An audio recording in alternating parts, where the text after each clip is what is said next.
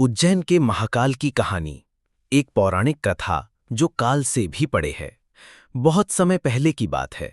मध्य भारत में एक समृद्ध नगरी हुआ करती थी, अवंतीपुरी, जिसे आज हम उज्जैन के नाम से जानते हैं।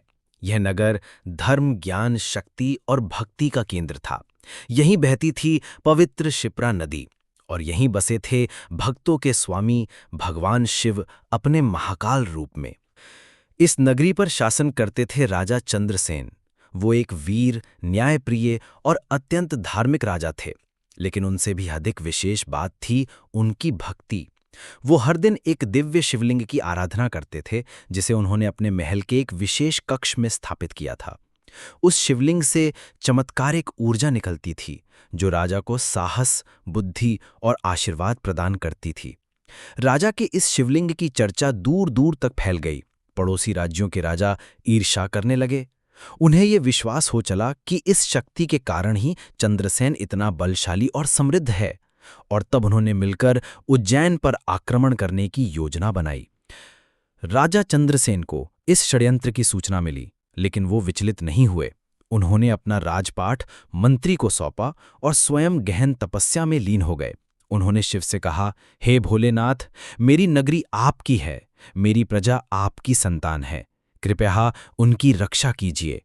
उसी समय उज्जैन के एक कोने में क्षणिक नामक एक गरीब ब्राह्मण बालक अपने छोटे से आंगन में एक मिट्टी के शिवलिंग की पूजा कर रहा था। उसके पास न फूल थे, न जल, न धूप, बस उसकी सच्ची भक्ति ही उसकी पूंजी थी। वो बार बार कह रहा था, भोलेनाथ, हमारी रक्षा करो।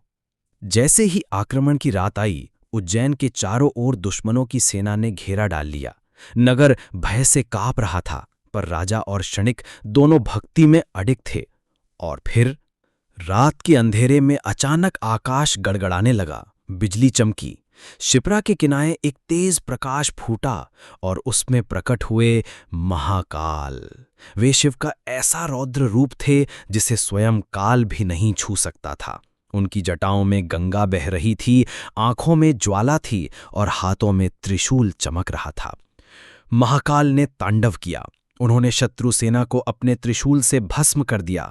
युद्ध की जमीन तप रही थी, पर शिव का चेहरा शांत था। जैसे ही युद्ध समाप्त हुआ, उज्जैन की भूमि पर पूर्ण शांति छा गई। इसके बाद शिव ने उज्जैन की भूमि को देखा और कहा, यह भूमि अब मेरी है।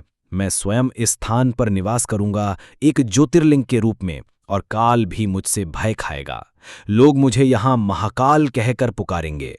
उसी स्थान पर एक प्रबल ऊर्जा से युक्त शिवलिंग प्रकट हुआ, जिसे आज हम महाकालेश्वर ज्योतिर्लिंग के नाम से जानते हैं। ये भारत के 12 ज्योतिर्लिंगों में से एक है, लेकिन ये एकमात्र ऐसा ज्योतिर्लिंग है जो दक्षिणमुखी है, यानी मृत्यु की दिशा में देखता है, जिससे ये मृत्यु के भय को भी हर लेता है। समय बीतता गया, पर महाकाल का तेज नहीं घटा।